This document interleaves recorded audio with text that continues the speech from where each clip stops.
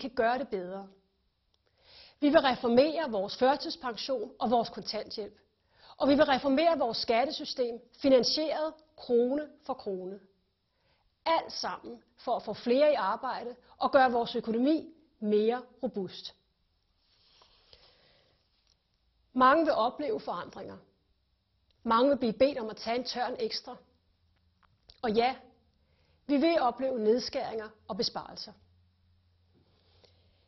I den kommende tid skal vi tage beslutninger, der kan måle sig med de sværeste i vores historie.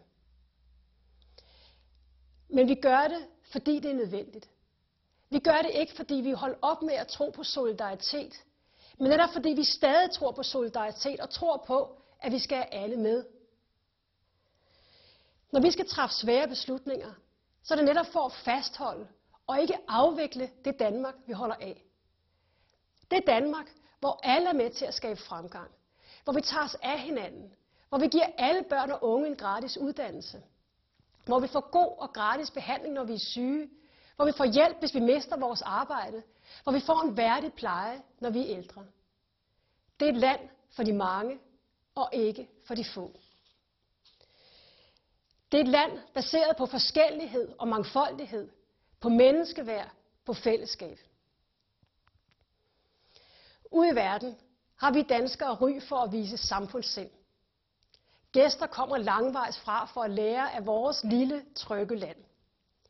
Hvor vi er mange, der arbejder og afleverer halvdelen til fællesskab.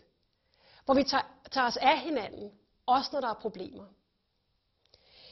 Men de undrer sig ude i verden. Hvordan kan det fungere?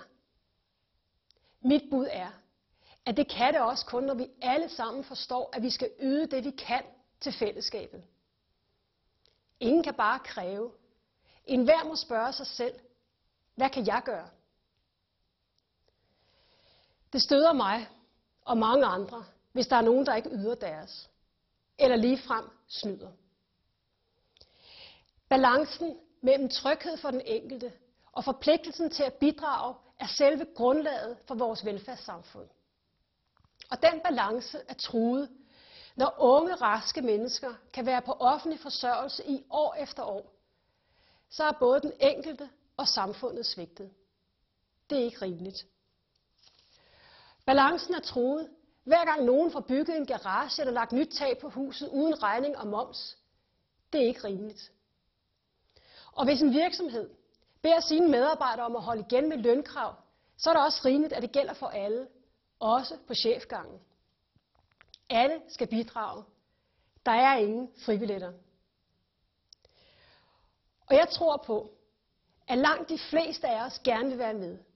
De fleste vil gerne tage ansvar.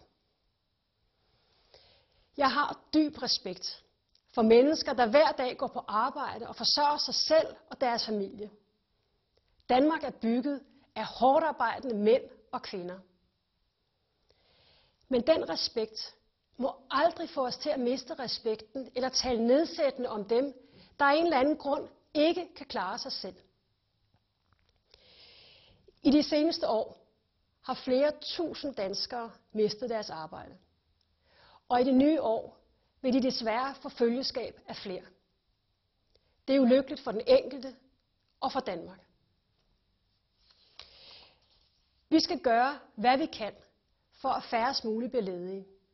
Derfor kickstarter regeringen dansk økonomi. Vi investerer milliarder i børnehaver, veje og arbejdspladser over hele landet. På den måde kommer der job allerede i år, som ellers ikke ville have været der. Men det gør det jo ikke mindre hårdt for den enkelte, der skriver ansøgning efter ansøgning og får afslag på afslag.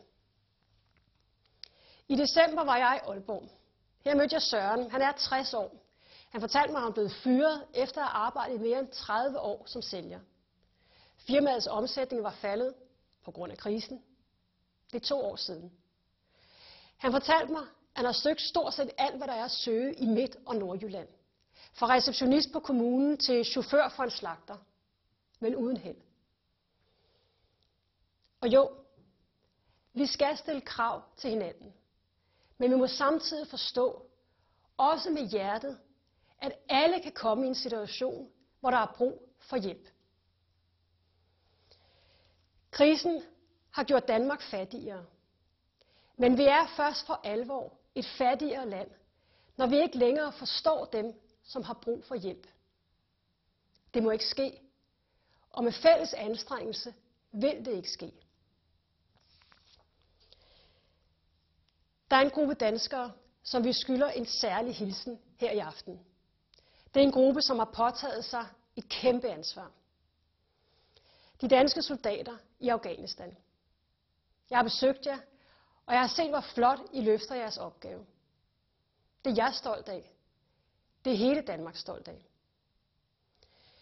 Vores indsats i Afghanistan har kostet liv. I aften går mine tanker til jer, der har mistet en af jeres kære. Æret være deres minde. Når jeg møder folk i udlandet, så nævner de meget ofte Danmarks indsats i Afghanistan og vores indsats for at beskytte civilbefolkningen i Libyen. Den indsats vil også blive husket i mange år frem. De skarpe missioner er vigtige, men Danmark gør mere end det. Meget mere. Vi er blandt de 5 lande i verden, der yder mest i kampen mod fattigdom, og vi vil gøre endnu mere i det nye år. Vi står på demokratiets side, senest under det arabiske forår. Vi bidrager til en bæredygtig udvikling, også i de fattige lande. Danmark er anerkendt for vores brede indsatser for at påtage os et ansvar, der rækker langt ud over vores grænser og langt ud over vores størrelse. Og det giver respekt ude i verden. Danmark nyder høj anseelse, og den anseelse har vi alle lod og del i. Derfor er der også store forventninger til Danmark, når vi i dag, den 1. januar, overtager formandskabet for EU. Danmark skal lede EU på et meget vanskeligt tidspunkt. Der ligger store opgaver foran os, og dem vil vi arbejde hårdt på at løfte. Vi vil yde vores til, at de europæiske lande sammen kan få styr på økonomien og gang i væksten igen. Det er det, der skal til for igen at skabe job i Europa. Alt, hvad der sker i Europa, påvirker os herhjemme. Derfor skal vi bruge hver en mulighed for at påvirke det, der sker i Europa. Det er i Danmark og danskernes klare interesse. Det næste halve år har vi en mulighed for at skubbe Europa et lille, men vigtigt skridt i den rigtige retning. Den mulighed skal vi bruge. 2012 bliver ikke året, hvor vi får løst alle vores problemer. Men det kan blive et år, hvor vi igen finder ind til den kerne af samarbejde, solidaritet og samfundssind, som har gjort Danmark til et fantastisk land. Året, hvor vi træffer svære, men nødvendige beslutninger. Vi skal aflevere et endnu bedre Danmark til den næste generation. Vores børn skal arve et land med fremgang, tryghed og muligheder for alle. Godt nytår.